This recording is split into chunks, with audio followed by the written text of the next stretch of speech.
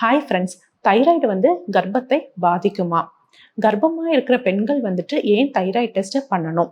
தைராய்டுக்கும் நம்ம உடம்புல உள்ள மற்ற சுரப்பிகளுக்கும் என்னென்ன சம்பந்தம் இருக்கு? நம்மளோட நார்மல் பாடி ஃபங்க்ஷனுக்கு தைராய்டு ரொம்பவே அவசியமானது.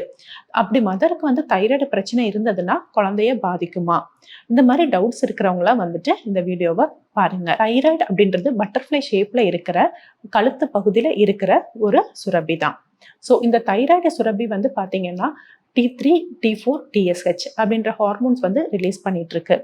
சரி, இந்த தைராய்டுக்கும் நம்மளோட பிரெக்னன்சிக்கும் சம்பந்தம் இருக்கா அப்படின்னா நிச்சயமா இருக்குங்க.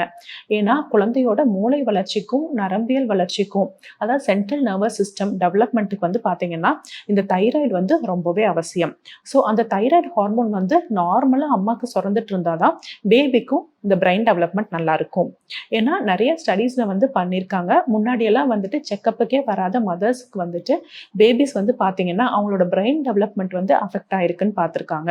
ஸோ அது என்ன ரீசன் அப்படின்னு பார்த்தாங்கன்னா அவங்க எந்த செக்கப்புமே வராமல் தைராய்டு டேப்லெட் எதுவுமே சாப்பிடாம இருக்கிறது ஒரு முக்கியமான காரணம் அப்படின்றது கண்டுபிடிச்சிருக்காங்க. ஸோ தைராய்டு நம்மளுக்கு நார்மலாக இருந்தால் தான் நம்மளோட பேபியோட பிரெயின் டெவலப்மெண்ட் நல்லா இருக்கும். ஸோ ரொம்ப ரொம்ப முக்கியமான அந்த ஹார்மோனை நம்ம கரெக்டாக வச்சுக்கணும் இல்லையா? ஸோ ப்ரெக்னன்சி டைமில் தைராய்டு எப்போ நம்ம செக் பண்ணணும் அப்படின்னு சொல்லி பார்த்தோம் அப்படின்னா, உங்களுக்கு ப்ரெக்னன்சி கன்ஃபார்ம் ஆகி ஃபஸ்ட்டு ஸ்கேனுக்கு நீங்கள் வருவீங்க இல்லையா? அப்போ வயபிலிட்டி அப்படின்னு ஒன்று பார்ப்போம்.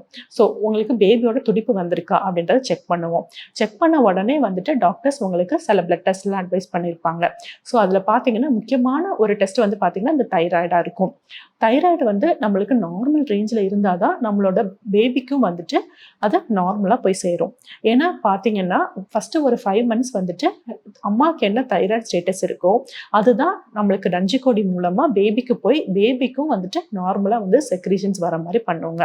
ஸோ அம்மாவோட தைராய்டு லெவல் எவ்வளோ நார்மலாக இருக்கணும் அப்படின்னு பார்த்தீங்கன்னா TSH அப்படின்னு சொல்லி ஒன்று செக் பண்ணுவோம். அது லெஸ் தென் 4 இருக்கணும்.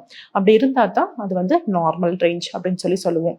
ஸோ ஃபர்ஸ்ட் ட்ரைமாஸ்டரில் செக் பண்ணும்போது உங்களுக்கு நார்மலாக இருந்தது அப்படின்னா நம்ம எதுவுமே பண்ண வேண்டியதில்லை. அடுத்த செக்அப் 5th monthல பண்ணும்போதும் நார்மலாக இருந்ததுன்னா உங்களுக்கு தைராய்டு டேப்லெட்ஸ் எதுவுமே தேவையில்லை. தைராய்டு லெவல்ஸ் அப்நார்மலா இருக்கு அப்படின்னா உங்களுக்கு என்ன தைராய்டு பிரச்சனை அப்படின்னு சொல்லி பார்ப்போங்க.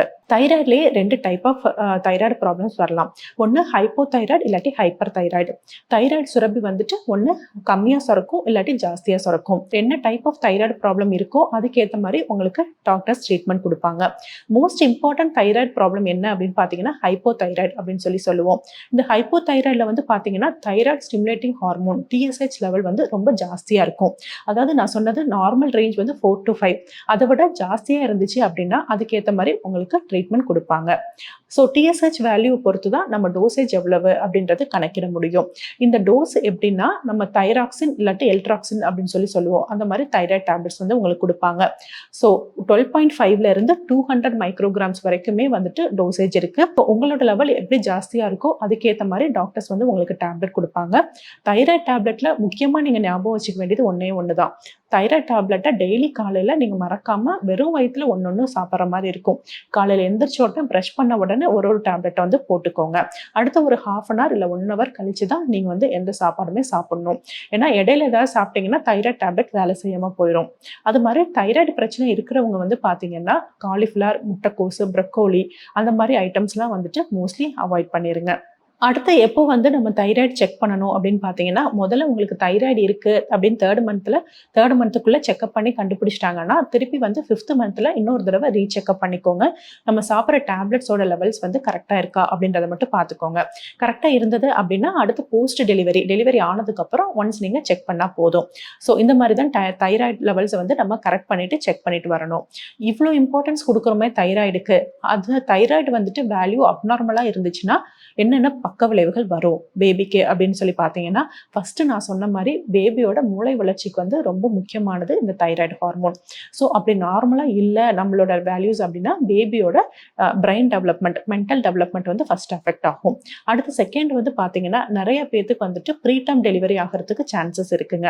அதாவது முன்னாடியே 10 மாசத்துல டெலிவரி ஆகிறதுக்கு பதிலாக 9 மாசத்துலயோ இல்லை 8.5 மாசத்துலயோ அந்த மாதிரி ப்ரீடமாக டெலிவரி ஆகிறதுக்கு சான்சஸ் இருக்கு.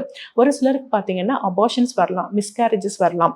அதாவது குழந்தையோட துடிப்பு இல்லாம போகலாம். இல்லாட்டி குழந்தை தானாவே வந்து அபார்ஷன் ஆயிரலாம். அதுக்கும் சான்சஸ் இருக்கு. அடுத்து 4வது வந்து பார்த்தீங்கன்னா, தைராய்டு ஹார்மோனுக்கும் நம்மளோட உடம்புல நார்மல் ஃபங்ஷனுக்கும் நிறையவே சம்மந்தம் இருக்குங்க. தைராய்டு பிரச்சனை இருக்கவங்களுக்கு ஒரு சிலருக்கு வந்து பால்பிட்டேஷன் சொல்லி ஹார்ட் பீட் கூட வேகமா அடிக்கும். அந்த மாதிரி பிரச்சனை கூட வருங்க. ஸோ நீங்க நிறைய பேர் வந்து எக்ஸ்பீரியன்ஸ் பண்ணியிருப்பீங்க. டெலிவரி அப்போ வந்துட்டு டாக்டர்ஸ் வந்து அனஸ்தட்டிக்ஸ் டாக்டர்ஸ் வந்து கேட்பாங்க. என்னென்ன உங்களுக்கு ப்ராப்ளம் இருக்கு? உங்களுக்கு வீசிங் இருக்கா? ஆஸ்துமா பிரச்சனை இருக்கா? வேற ஏதாவது ப்ராப்ளம் இருக்கான்னு கேட்கும்போது பர்டிகுலரா தைராய்டு ப்ராப்ளமும் இருக்கா அப்படின்னு சொல்லி கேட்பாங்க. ஏன்னா நம்மளோட பாடியோட நார்மல் ஃபங்ஷனுக்கு அவ்வளோ முக்கியம் நம்மளோட தைராய்டு. ஸோ தைராய்டு ப்ராப்ளம் இருந்துச்சுன்னா நீங்க கரெக்டாக டேப்லெட்ஸ் எடுத்துட்டு இருக்கீங்களா? இன்னைக்கு கரெக்டாக எடுத்தீங்களா? அப்படின்லாம் கூட கேட்பாங்க. ஸோ அவ்வளோ அளவுக்கு நம்மளுக்கு முக்கியமானது நம்மளோட இந்த தைராய்டு ஹார்மோன். ஸோ அதை ப்ரெக்னன்சி டைம்ல நார்மல் ரேஞ்சில் வச்சுக்க வேண்டியது நம்மளோட கடமை. ஸோ நான் சொன்ன இந்த ஃபுட்ஸ் எல்லாம் மட்டும் அவாய்ட் பண்ணிருங்க. தைராய்டு டேப்லெட்டை கரெக்டாக டெய்லி மார்னிங் கரெக்டாக போட்டுக்கோங்க. ஸோ நம்ம இந்த மாதிரிலாம் கண்டினியூ பண்ணிட்டே வந்தோம் அப்படின்னா ஸோ நம்மளோட பேபிக்கும் வந்துட்டு கரெக்டான தைராய்டு லெவல் இருந்துகிட்டே இருக்கும். ஸோ பேபியோட க்ரோத்தும் நல்லா இருக்கும். அடுத்து நிறைய பேருக்கு இருக்கிற டவுட், ஒன்ஸ் டெலிவரி ஆயிடுச்சு டாக்டர், அதுக்கப்புறமும் தைராய்டு டேப்லெட் சாப்பிடணுமா அப்படின்னு சொல்லி கேட்பீங்க. போஸ்ட் ப்ரெக்னன்சி வந்துட்டு நீங்கள் தைராய்டு வந்துட்டு செக் பண்ணிக்கணும். உங்களுக்கு அப்போ நார்மல் ரேஞ்சாக இருந்துச்சு அப்படின்னா நீங்கள் தைராய்டு டேப்லெட்டை விட்டுடலாம். இல்லை அப்பவும் ஜாஸ்தியாக இருந்துச்சு அப்படின்னா நீங்கள் கண்டினியூ பண்ணிகிட்டே வர வேண்டியது இருக்கும். ஏன்னா ப்ரெக்னன்சி அப்பவும் மில்க் செக்ரீஷன்ஸ் மூலமாகவும் பேபிக்கு வந்து அந்த தைராய்டு ஹார்மோன் வந்து பேபிக்கு போய் சேரும். ஸோ அப்பவும் நீங்கள் நார்மல் ரேஞ்சில் இருந்தால் தான் பேபியோட அப்போவோட க்ரோத்தும் நல்லா இருக்குங்க. ஸோ அதுவும் பார்த்துட்டு அடுத்த 6 months வரைக்கும் கண்டினியூ பண்ணிக்கோங்க. அதுக்கப்புறம் நார்மல் ஆயிடுச்சுன்னா அடுத்து விட்டுறலாங்க. ஸோ இப்படி தான் வந்துட்டு ப்ரெக்னன்சி டைம்லையும் அண்ட் போஸ்ட் டெலிவரியும் நம்ம ஃபாலோ பண்ணிக்கணும்.